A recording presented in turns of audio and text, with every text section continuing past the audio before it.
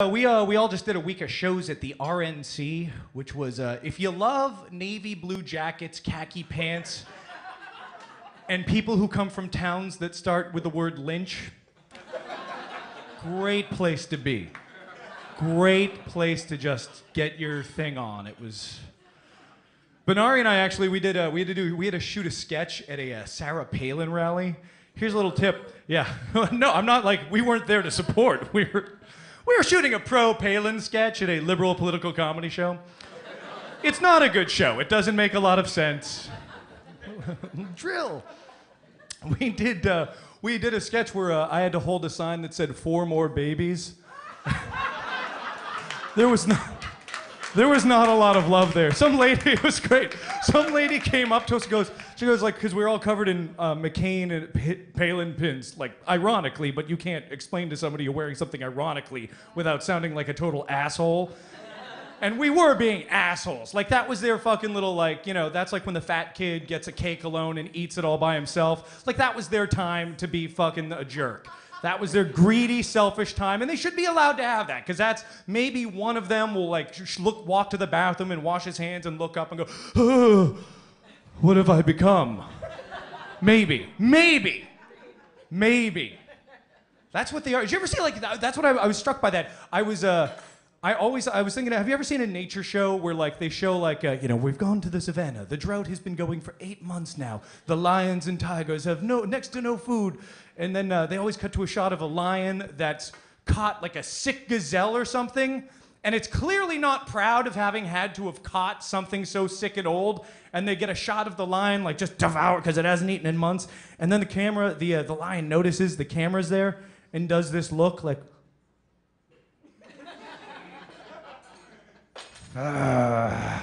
that's what it's like when you catch them, when you catch a Republican saying ridiculous shit. They're like, what? I'm doing a service for the savannah. It was old and sick. This is a culture of life. If you have to kill some people to maintain a culture of life, that is something I am willing to do. Big government. Big government. So, yeah, we've got I always find it funny, too, is like we're having not funny, tragic, I confuse those, but we have all these hurricanes now. I'm sure the Republicans do, too, but in a different way. We have all these, like, so it's like we now have like 1 million storms a year, like some crazy number, and they're all category 3s and above, and it's scary, right? And it's kind of ridiculous because we had our alternative energy policy designed by the coal, oil, and nuclear industries. That's insane. That would be like if you were to have your not being devoured by monsters policy decided by the Jabberwocky Council. I don't know, they make a lot of good points about stealing children in closets. I'm just saying. We have to consider all sides. If eating children helps us, we're gonna have to do it.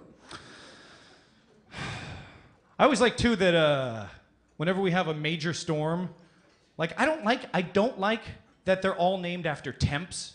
Like Hurricane Dennis. Ooh. I worked with a woman named Katrina. Like, whenever I think of Katrina, I just think of the woman who sat at the front desk and was rude to the FedEx guy. Like, what you need? Oh, Katrina. I think we should name our storms are these destructive winds with commensurately dangerous things, don't you think? Wouldn't it be great if one day you were just sitting at home and you heard on the news like, President Bush is in town to survey the damage caused by President Hurricane Bush. I messed that up. Fuck. Oh, God. Fuck. Such a simple joke, too. Not a lot of layers to work with. I still fucked it up. That would be awesome. I'm an only child. Let me ask, is anybody here an only child? 1, yeah, 3 of you. And everybody in here did the same thing. They were like,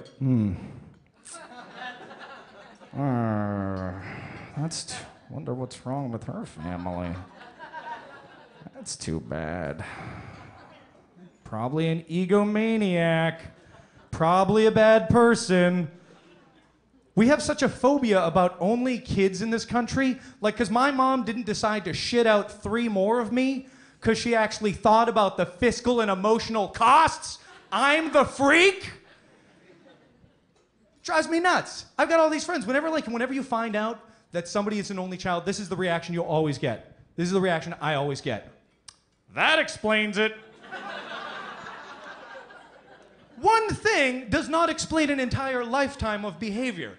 Do you know what I mean? Like, I didn't say like, oh, well, you know, my father was a goat. Oh, that explains your cartoonish appetite for tin cans and trash.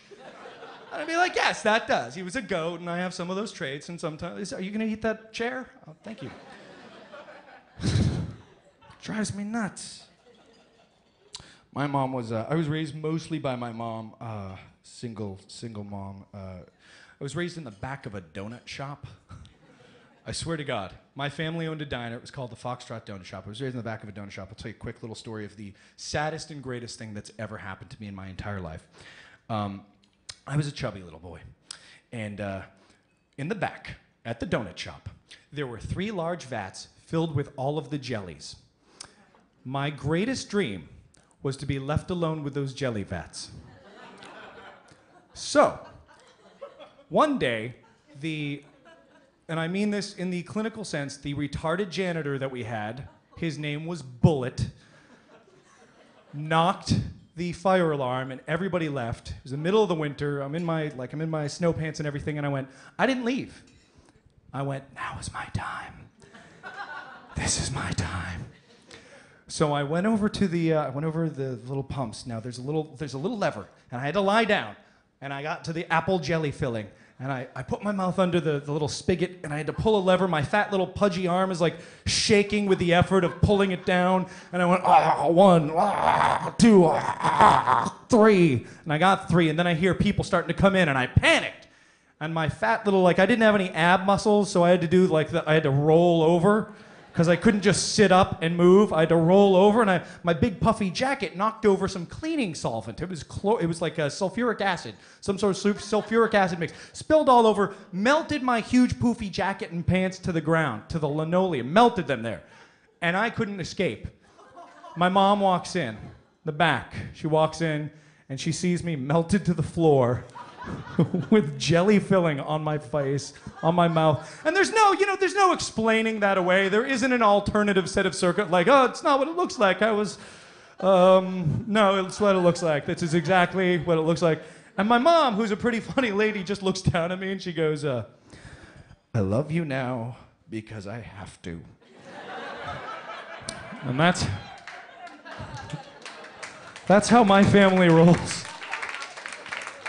Oh, Mom, that's where I get my values. So nuts. My mom used to drive me crazy growing up because she used the word crazy to describe everything. She described everything as crazy. Crazy is the most abused word in the English language. We use it to describe anything that is mildly out of sorts. I do it myself. I was in the subway today, saw a guy in a white suit with red shoes walk on. I went, oh, that's crazy. It's not crazy. It's a bad fashion choice. You know what crazy is? Crazy is people who wear the face skin of their victims. That's crazy. That's crazy. You see, oh, that guy's wearing somebody else's face. That's kind of crazy. That is the usage of that word. Opening up an invisible bakery. Crazy.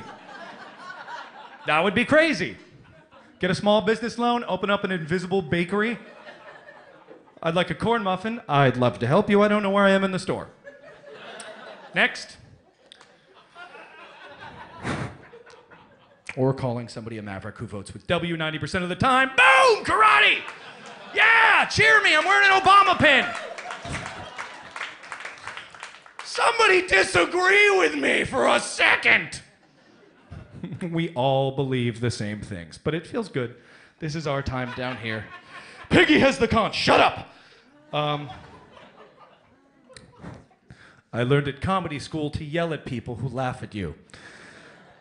It wasn't a good school. It's technical online community clowns night school. It's not a good place.